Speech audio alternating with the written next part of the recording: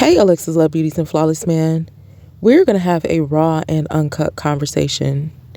Money cannot heal nor cure a broken heart and a contract spirit. I can speak on my own behalf about the many risks that I've taken, the many things that I've sacrificed on the behalf of others, on the behalf of me wanting to take care of my family, on the behalf of me just wanting to be and become a better person.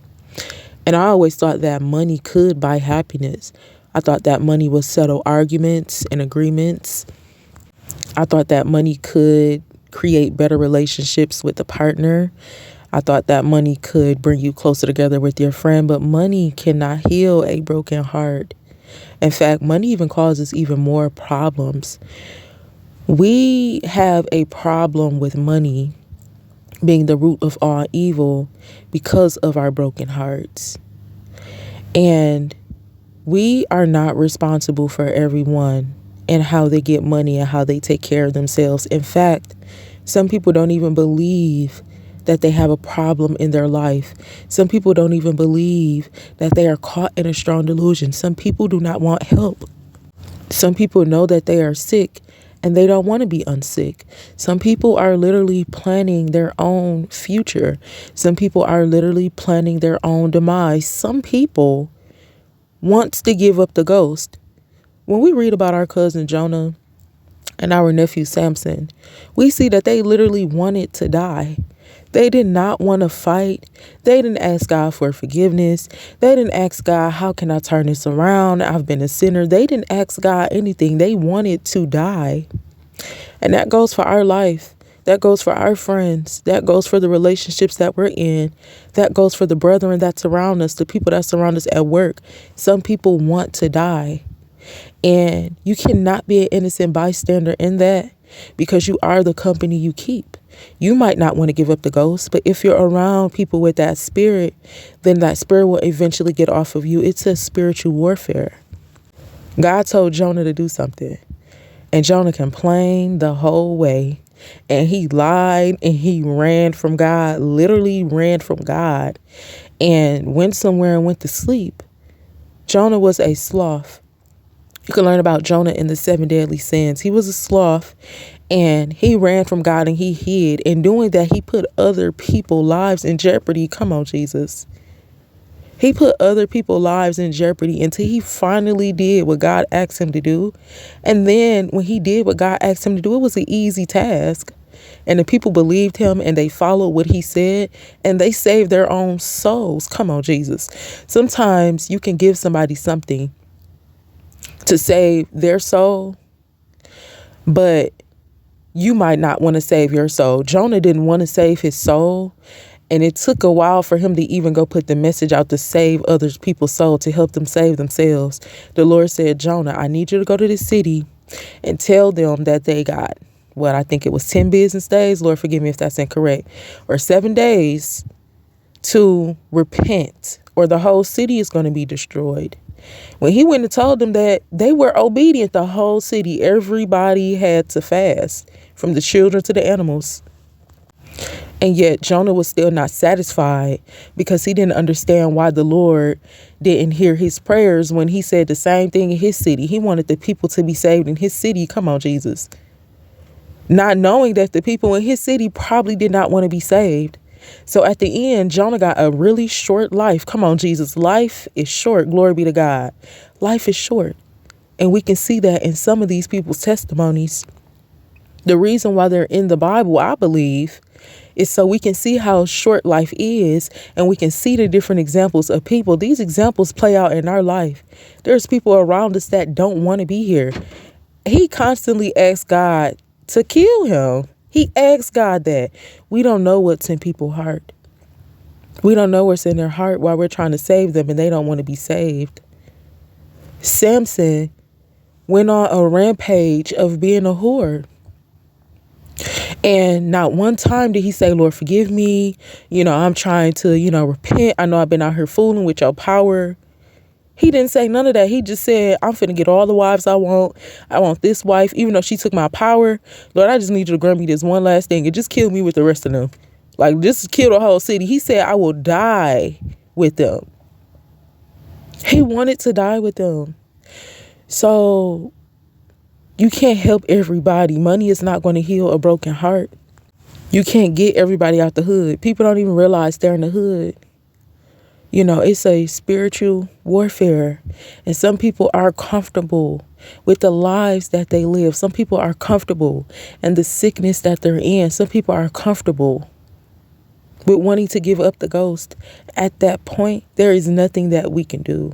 The Lord tells us multiple times in his word, he's going to do what he sees fit.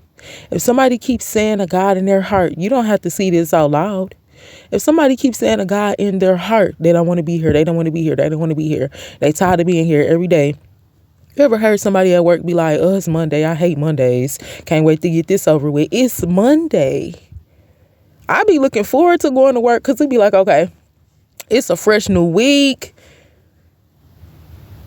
People they don't want it.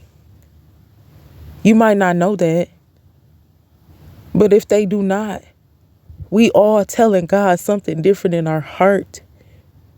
And all we can see with our spirit, with our physical eyes, is the fruit of their spirit.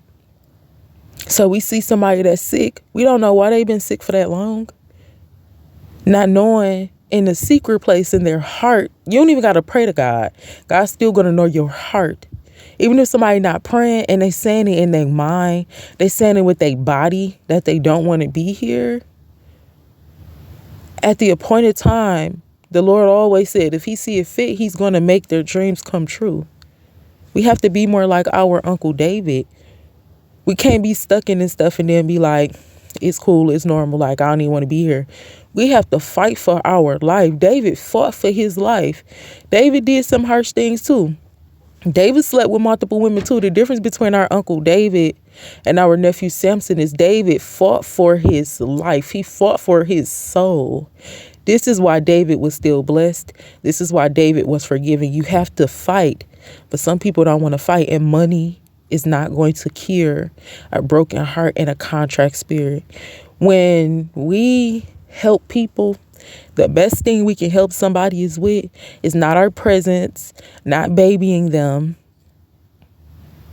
not comforting the wrong decisions that they do, but to give them the hard truth, the raw and uncut truth. And we have to realize that some people don't want your help. They probably want help, but they don't want your help at that point.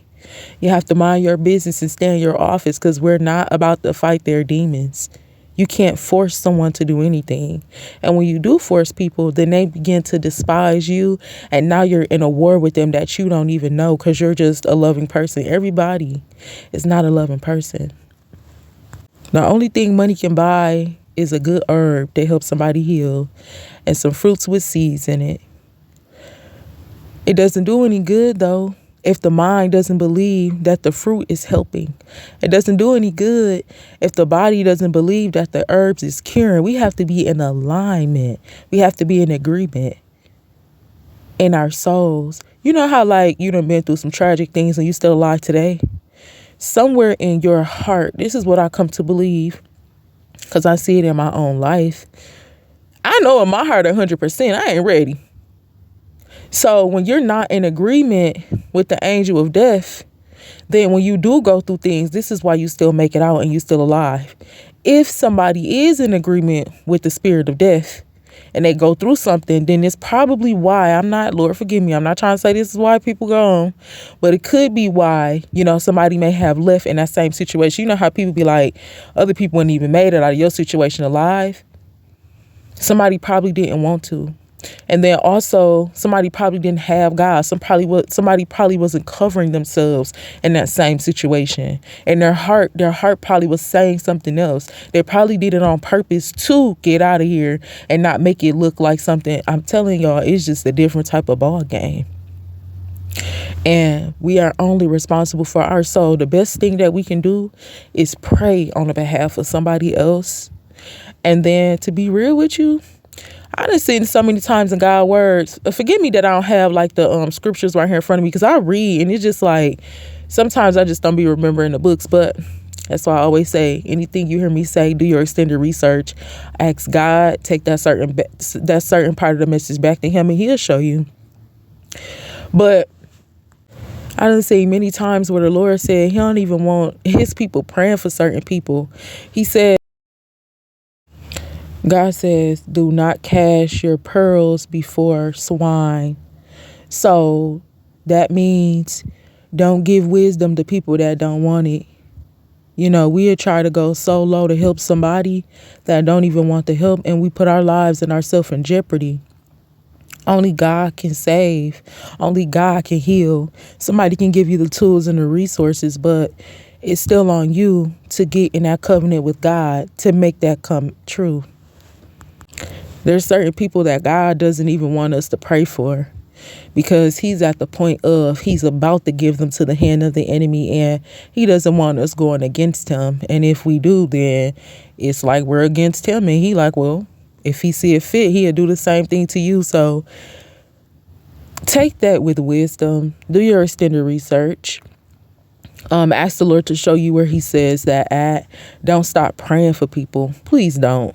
But I'm just saying, at the time where I remember one time I was trying to pray for someone and it just wasn't happening. And then later on I read, because I was upset. I was like, dang, I was mad I couldn't pray earlier. And then later on that night, or I think a few days later, I read that somewhere. Like, God doesn't want you praying for certain people because of what he's about to do. And if you go against him, then it's just, you got to let the Lord do what he see fit. And when we come and we say messages sometimes, and I don't know the words in the books, it always come back around, thank you, Jesus, and some type of message. So especially in the series that we do, the YouTube series, it always happens somewhere. So like I said, forgive me that sometimes it might jump out, have a raw and uncut conversation. I might not have the word with me right now, but do your extended research. When we look around the world, it's so much going on in the world, and I'm not better than nobody. We're not better than each other. It's just a lot of things that we got to do. We got to make sacrifices for ourselves. We are only responsible for ourselves. It's easier said than lived, but we seeing what's going on. Like, if we want a clear example of what's going on, all we got to do is look in the music industry.